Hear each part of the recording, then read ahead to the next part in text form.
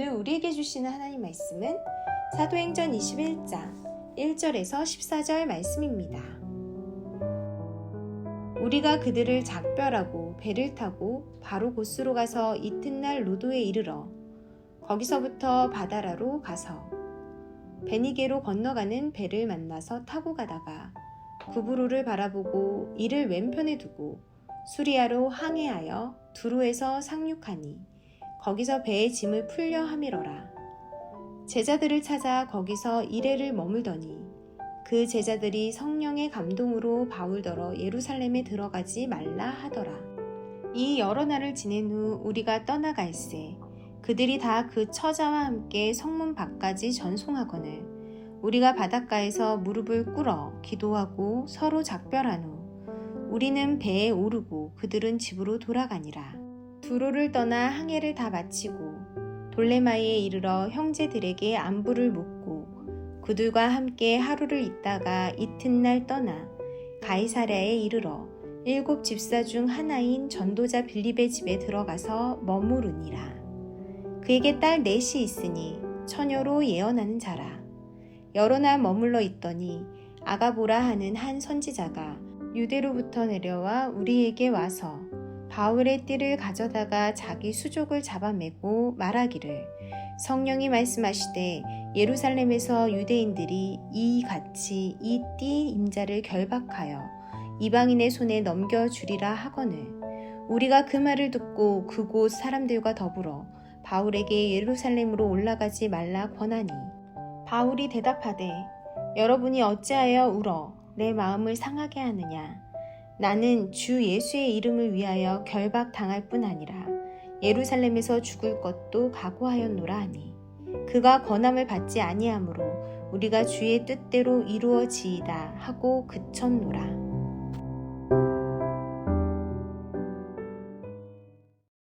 이 20장에서 바울이 밀레도에서 에베소 장로들을 청해서 고별 설교를 하고 애틋하게 이별하는 장면을 살펴보았습니다. 오늘의 본문에서는 이제 밀레도에서 예루살렘까지 이르는 바울의 여정이 소개되고 있습니다. 오늘 본문의 첫 절인 사도행전 21장 1절을 보겠습니다. 우리가 그들을 작별하고 배를 타고 바로 고스로 가서 이튿날 로도에 이르러 거기서부터 바다라로 가서 사도 바울의 3차 전도 여행 지도를 보시겠습니다. 가운데에 에베소가 보입니다. 그리고 그 밑에 밀레도가 보입니다. 그리고 오른쪽 지도의 제일 아래 끝에는 예루살렘이 위치해 있습니다. 사도 바울은 3차 전도 여행의 최종 목적지로 예루살렘을 가려 하고 있고 이 여행이 핍박과 환란이 기다리고 있다는 것을 잘 알고 있었습니다. 그러므로 밀레도에서 배를 타고 예루살렘으로 출발하기 직전에 그 위에 있는 에베소의 장로님들을 다 부른 것입니다. 그리고 마지막 작별을 하고 바울은 밀레도에서 지도에 보시면 고스 섬으로 가고 이튿날에는 로도 섬으로 갑니다. 그리고 로도 섬에서 육지인 바다라라는 곳으로 갑니다. 그리고 바다라에서 오른쪽 아래에 보시면 두로가 보이죠? 두로라는 곳까지 가게 되는데 이 두로를 갈 때는 보시는 바와 같이 지중해에서 제일 큰 키프로스, 사도 바울의 1차 전도 여행지였던 구브로 섬을 왼편으로 하면서 항해해서 지나가게 됩니다. 드디어 수리아, 즉 시리아 지역에 도착합니다. 이 시리아가 바로 두로, 돌레마이, 가이사랴 이 지역을 뜻합니다. 이 배편은 두로에서 돌레마이 그리고 가이사랴까지 가는 배편이었습니다. 그런데 두로에서 배가 많은 짐을 내리느라 7일을 정박하게 된 것입니다. 3절을 보겠습니다. 구브로를 바라보고 이를 왼편에 두고 수리아로 항해하여 두로에서 상륙하니 거기서 배의 짐을 풀려 함이러라. 두로에서 바울이 탄 배가 짐을 내리고 준비하는데 일주일이 걸렸습니다. 바울에게 의도하지 않은 잉여의 시간이 생긴 것입니다. 우리 인생에도 우리가 예기치 않는 어떤 시간이 생길 때가 있고 지체될 때가 있습니다. 그때 내 계획대로 되지 않는 것에 대해서 컴플레인을 걸고 화를 내기가 쉽습니다. 그런데 이 시간도 하나님이 예배하신 축복의 시간일 수 있습니다. 우리는 목표 지향적이라서 하나님의 일을 내가 정한 몇 날 며칠 그 데드라인까지 이루겠다라는 생각이 많습니다. 하지만 하나님께서는 의외로 어떤 때에는 지체하게 하셔서 뭔가 새로운 일을 이루실 때도 있다는 것입니다. 그래서 그 과정에서도 하나님의 예배하신 축복의 오아시스가 있는지를 봐야 합니다. 바울은 이 항구에서 예상치 않았던 일주일의 시간을 갖게 됐을 때 내가 뭘 해야 할 것인가를 놓고 기도했을 것입니다. 두로는 유명한 항구 도시입니다. 사치스럽고 번창한 도시라서 관광하려고 마음먹으면 볼 곳이 많았습니다. 그런데 바울이 선택한 것은 그렇게 관광하는 것이 아니라 믿음의 형제들을 찾아보겠다는 것이었습니다. 21장 4절을 봅니다. 제자들을 찾아 거기서 이레를 머물더니 그 제자들이 성령의 감동으로 바울더러 예루살렘에 들어가지 말라 하더라. 4절에 나오고 있는 이 바울이 제자들을 찾아라는 말은 바울이 관심을 갖고 있었던 것이 사람이었다는 것을 보여줍니다. 내가 여기에 머물고 있는 7일이 어떤 의미가 있을 것이다. 여유를 가지고 이곳 두로에서 주변을 둘러본 것입니다. 그리고 그곳에서 크리스찬 믿음의 형제들을 만나게 됐습니다. 바울이 두로의 제자들과 일주일을 교제하고 나서 마지막 헤어지는 모습이 5절과 6절입니다. 이 여러 날을 지낸 후 우리가 떠날새 그들이 다 그 처자와 함께 성문 밖까지 전송하거늘 우리가 바닷가에서 무릎을 꿇고 기도하고 서로 작별한 후 우리는 배에 오르고 그들은 집으로 돌아가니라. 이 모습은 바로 앞장에 있었던 2년 이상 사역했던 에베소의 장로들과 헤어지는 모습과 매우 흡사합니다. 그들의 아내와 자녀들까지 다 부두로 데리고 나와서 바닷가에서 함께 무릎 꿇고 기도하고 헤어졌다. 이것은 성령 안에서의 만남이 얼마나 귀한가를 생각하게 해줍니다. 성령 안에서의 만남은 이처럼 일주일을 만나든 혹은 3년을 만나든 다 똑같습니다. 너무 서로 아끼고 사랑하고 애틋한 만남인 것입니다. 이 만남은 세상에서의 만남과는 차원이 다릅니다. 세상 동아리에서 만나고 또 직장에서 업무로 만나고 혹은 일을 마치고 선술집에 가서 취중에 만나는 그런 모임과는 완전히 다른 차원인 것입니다. 주님 안에서 만나면 헤어질 때 이렇게 기도하고 애틋할 수밖에 없다는 것을 성경이 보여주고 있습니다. 저는 저희 교회가 시작하는 하반기 구역 모임을 위해서 기도하고 있습니다. 바울과 제자들의 만남과 같은 그런 만남이 되기를 기도하고 있습니다. 구역 모임을 어떻게 시작할지 모르겠거든 기도 시간을 많이 가지면 좋습니다. 서로의 가정을 위해서 많이 기도해 주시면 됩니다. 그러면 하나님의 은혜를 얻게 되고 우리 구역이 어떻게 갈 것인가에 대한 지혜를 얻게 될 것입니다. 이제 바울의 배는 두로를 떠나 돌레마이에 이르게 됩니다. 지도를 보시면 두로 밑에 돌레마이가 있습니다. 이 배는 돌레마이에서 하루를 정박하게 되고 이때 바울은 그곳에서도 하루 동안 믿음의 형제들을 찾아 나섰다라고 되어 있습니다. 7절입니다.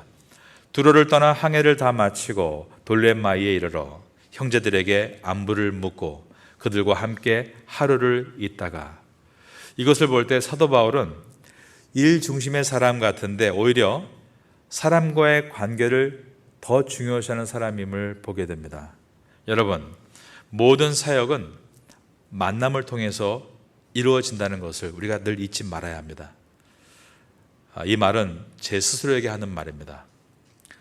제가 다음 주에 중국에서 오는 100명의 목회자들과 방콕에서 만날 계획을 갖고 있었습니다.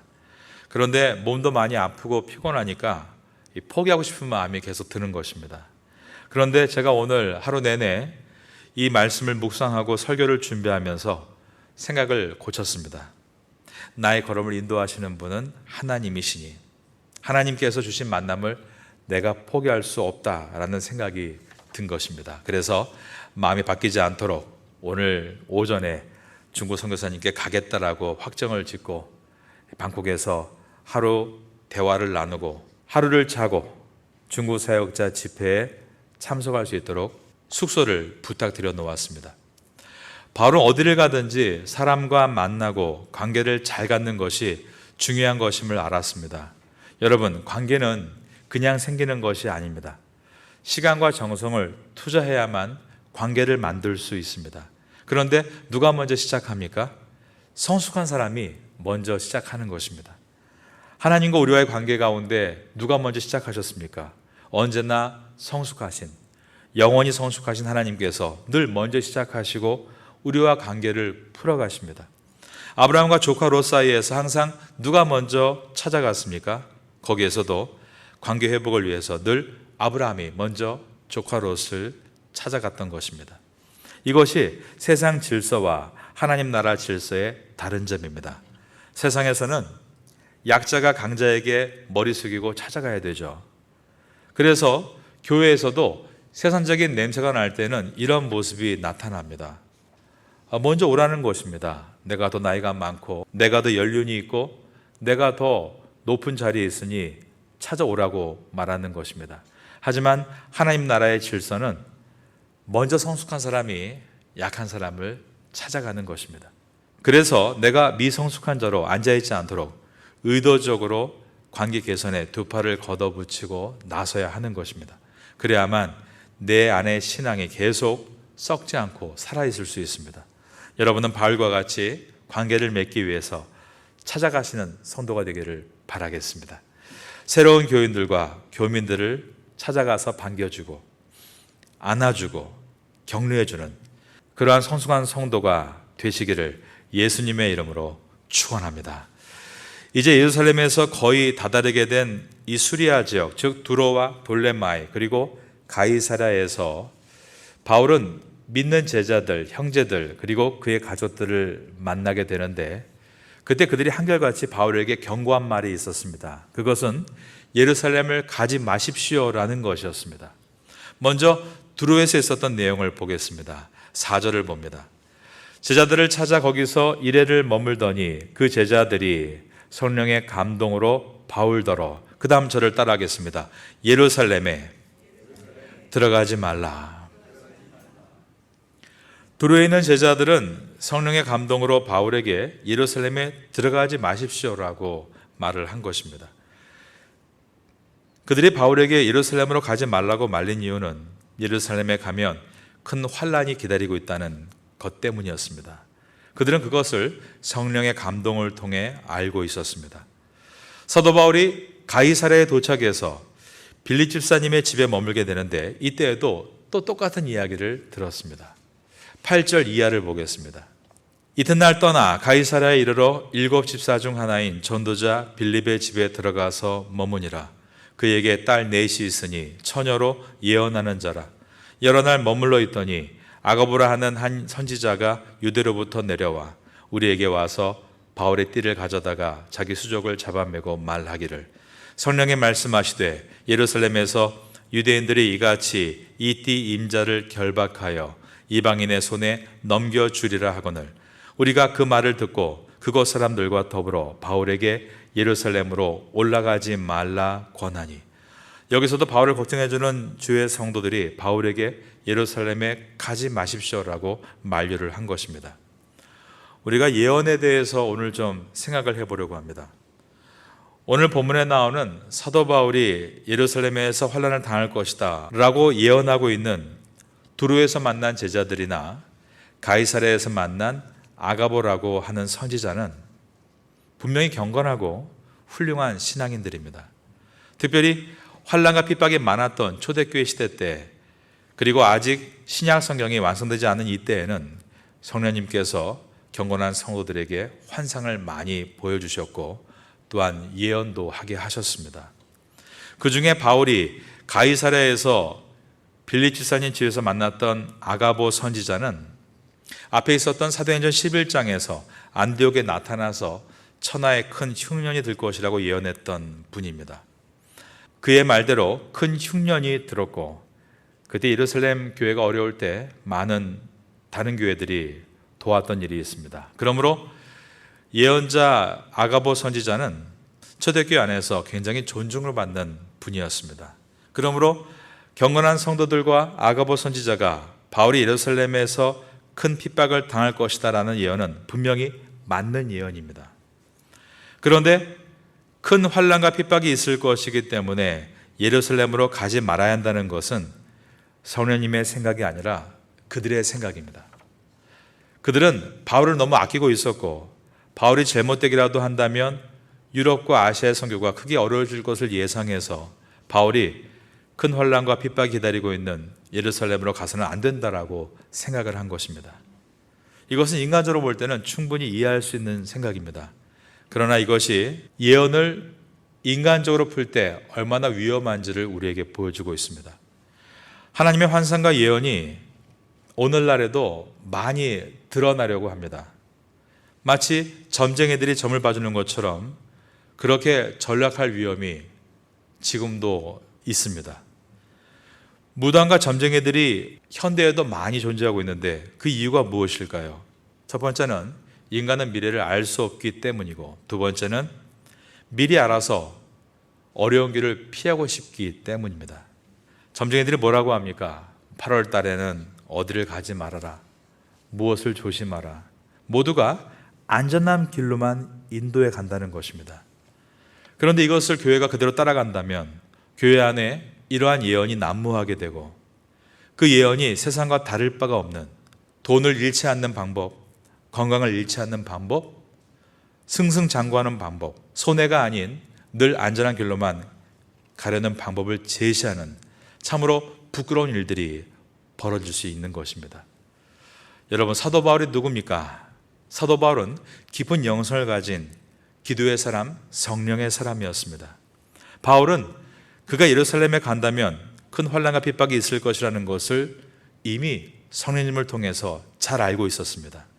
오늘 본문의 앞장인 사도행전 20장 23절을 읽어드립니다. 오직 성령이 각성에서 내게 증언하여 결박과 환난이 나를 기다린다 하시나. 이처럼 바울은 이미 성령께서 말씀하심으로 자신의 길에 환난과 핍박이 있을 것을 알고 있었던 것입니다. 하지만 바울은 성령께서 원하시는 것이 이 환난을 피하는 것이 아니라 인내하고 예루살렘으로 들어가는 것임을 알았습니다. 그러므로 다음과 같은 고백을 합니다. 이어지는 24절에서 내가 달려갈 길과 주 예수께 받은 사명 곧 하나님의 은혜의 복음을 증언하는 일을 마치려 하면은 나의 생명조차 조금도 귀한 것으로 여기지 아니하노라. 그래서 이러한 비장한 각오를 가지고 밀레도에서 마지막으로 에베소 장로님들을 만났던 것입니다. 우리가 꼭 기억해야 될 것이 있습니다. 그것은 계시에 대한 해석입니다. 계시라는 것은 하나님의 입이란 뜻이라고 여러 번 말씀드렸습니다. 성경을 읽을 때에도 마찬가지입니다. 성령께서 바울에게 예루살렘에 있을 고난을 보여주셨는데 그것은 바울더러 예루살렘에 가지 말라는 것이 아니었습니다.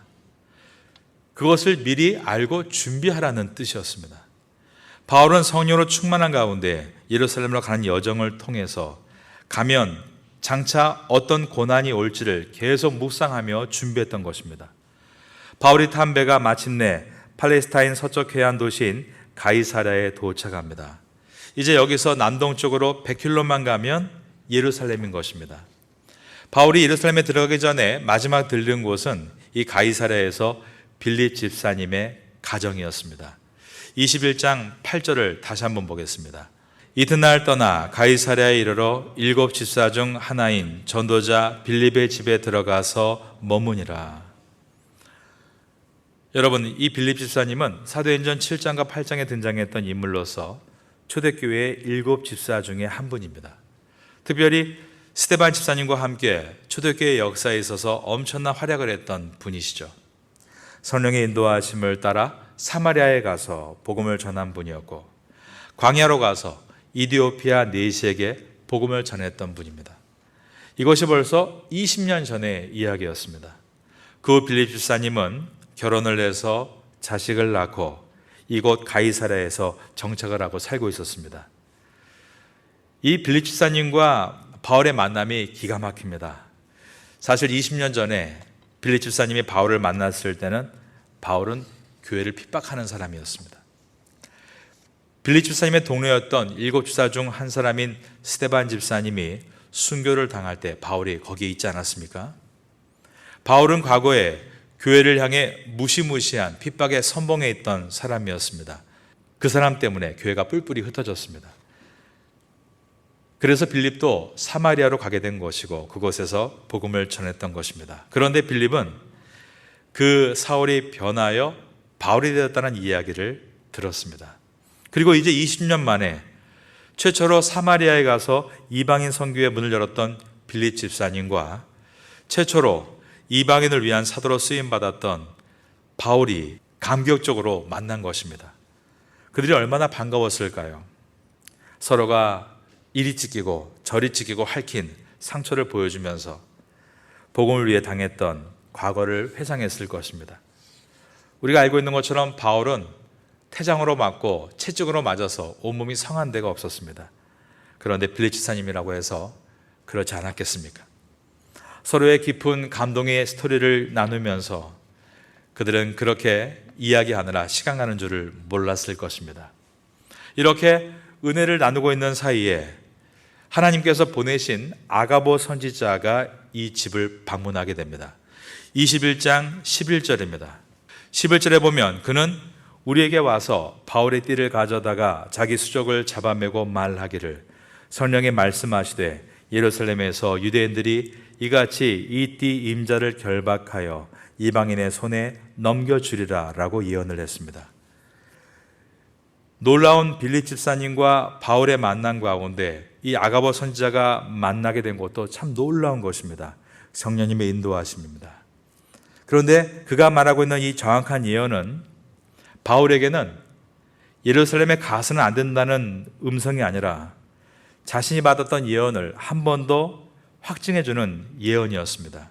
그래서 예루살렘에 들어가기를 그는 굳건하게 담대하게 다짐할 수 있었던 것입니다. 12절입니다. 우리가 그 말을 듣고 그곳 사람들과 더불어 바울에게 예루살렘에 올라가지 말라 권하니. 여기서 우리가 누굴까요? 여기서 우리는 이 주어는 사도행전을 기록한 제자 누가를 시작해서 제자 디모데와 그리고 함께하던 많은 제자들, 크리스찬들을 말합니다. 그들은 바울을 말렸습니다. 왜 그렇습니까? 바울을 사랑해서였습니다.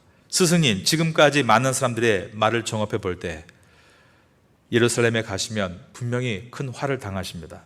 가셔서는 안 됩니다 라고 말린 것입니다. 하지만 바울은 깊은 기도 가운데 자신이 받은 메시지가 또한 다른 크리스찬들을 통해서 반복될 때 이것은 하나님께서 주신 분명한 메시지라고 확증하게 되고 오히려 더 담대하게 예루살렘을 가기를 다짐했다는 것입니다. 13절입니다. 바울이 대답하되 여러분이 어찌하여 울어 내 마음을 상하게 하느냐? 나는 주 예수의 이름을 위하여 결박당할 뿐 아니라 예루살렘에서 죽을 것도 각오하였느니라 하니. 우리가 이 원리를 오늘 잊어서는 안 됩니다. 우리 구주 예수님은 자신에게 다가올 십자가를 미리 보시고 내가 십자가에 달려 죽게 될 것이라고 가르치실 때 베드로는 예수님을 꾸중하면서 그러지 말아야 된다라고 했습니다. 이제 예수님께서 마지막 십자가를 지시기 전날 밤에 다시 한번 기도 가운데 확증을 받으실 때 예루살렘을 떠나신 것이 아니라 겟세마네에서 이 뜻을 이루기 위하여 땀이 피가 흐르듯이 기도하셨습니다. 우리 구주 예수님과 믿음의 선배 바울은 이와 같이 하나님께서 주시는 말씀을 힘든 곳을 빠져나가 쉬운 길로 가라는 미래에 대한 메시지가 아니라 힘든 곳을 이겨나가기 위해 다시 확증해 주시는 하나님의 용기의 메시지로 받았습니다. 여러분, 오늘날만큼 교회에서 예언을 잘못 오용하는 시대가 있는가 할 정도로 오늘날은 예언에 대해서 정말 많이 잘못 사용되어지고 있습니다. 2014년 12월 14일 새벽 4시 30분에 한국은 전쟁으로 불바다가 될 것이다. 자신을 전도사라고 자칭하는 홍해선 씨의 주장이었습니다. 그때 많은 사람들이 정말 2014년 12월 14일에 전쟁이 나는 줄 알고 이 홍해선 씨의 얘기를 듣고 미국으로 도망친 사람들, 그 외에 여러 나라로 도망친 사람들, 그 중에 40명은 태국으로 도망을 쳤습니다. 태국에 있는 치앙마이 더 위쪽인 매용선으로 들어간 것입니다. 이 예언은 문제점이 참 많았습니다. 우선 홍해선이라는 사람의 심각한 문제가 있습니다. 하지만 저는 잘못된 신앙을 갖고 있는 사람들이 더 문제라는 생각이 들었습니다. 그들은 전쟁이 무서워서 도망치고 있는 것입니다. 여러분, 예수님을 믿는다는 것이 위험을 피하기 위해서라는 생각은 기독교의 정신이 아닙니다. 예수님 믿으면 늘 잘 돼야 되고 성공해야 되고 그런 위기에서 벗어나야 한다는 그런 썩은 정신을 뽑아버려야 합니다. 정말 주님의 뜻이 무엇입니까? 이것을 묻고 나의 뜻인가 아니면 하나님의 뜻인가, 그것을 우리가 늘 생각해야 되는 것입니다. 인간은 깨어있지 않고 기도하지 않으면 항상 자기 중심으로 생각한다는 것을 잊지 말아야 됩니다. 어떤 크리스찬 농부가 송아지 2마리가 태어나서 하나님께 1마리를 드리겠습니다라고 선포했습니다. 부인이 물었습니다. 어떤 송아지를 드릴 거요? 글쎄, 키워보고 결정해야지. 소들이 크기 시작했습니다. 그런데 갑자기 1마리가 병들어서 죽었습니다. 크리스찬 농부가 말했습니다. 여보, 하나님의 소가 죽었어. 사람은 그런 것입니다. 처음에 뭘 작정해도 계속 변하는 것입니다. 그런 마음을 가지고 있으면 하나님의 손은 항상 죽게 되어 있습니다. 내 손은 절대 죽지 않습니다. 여러분, 우리가 하나님의 뜻을 몰라서 안 하는 게 아니고 자기 중심적이어서 안 하고 있다는 것을 생각해야 합니다. 자기가 편하고 좋은 쪽으로 결론이 나는 것이 주님의 뜻이다라고 생각한다면 성령께서 아무리 말씀하셔도 결국 내 생각과 주장으로 길을 만들어 가는 것입니다. 하지만 바울은 그렇게 하지 않았습니다. 그는 계속 이 길을 걸어오면서 주께 묻고 물을 때, 그리고 다른 예언자를 통해서 이것을 확증받을 때, 그렇지, 내가 처음에 하나님께 받은 그 음성, 예루살렘에 가면 고난이 있지만 내가 거기서 순교에 죽을지라도 그곳에 가야 되는 것이 주님의 뜻이다, 이것을 잊지 않은 것입니다. 여러분들, 오늘 이 밤에 다시 한번 주님의 뜻을 묻고 나가지 않으시겠습니까? 왜 나를 이 태국에 부르셨는지, 그리고 내가 어떤 길을 걷기를 원하시는지, 오늘이 그것을 생각하는 첫날이 되기를 바라고 계속 그 일을 생각하며 기도하시면 하나님은 여러분 심령 속에 분명한 뜻을 주시고 또한 많은 사람들을 통해서 확증시켜 주실 것입니다. 그러나 우리가 오늘도 이 말씀을 가볍게 여기고 또 세상으로 돌아간다면 내 마음속에서 또 내가 원하는 길을 찾게 될 것이고 사람들의 권면을 내가 원하는 길에 하나를 보태는 악순환이 계속될 것입니다.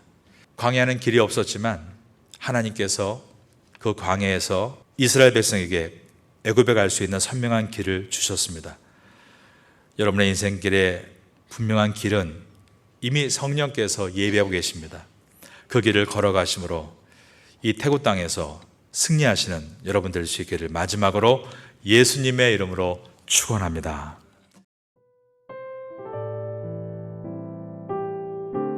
지금은 함께 기도하는 시간입니다. 8월의 공동 기도 제목은 첫째, 하반기 새롭게 시작하는 각 교구 구역 예배를 위해. 둘째, 하반기 새롭게 시작하는 한인 교회 학교와 태국인 교회 학교를 위해.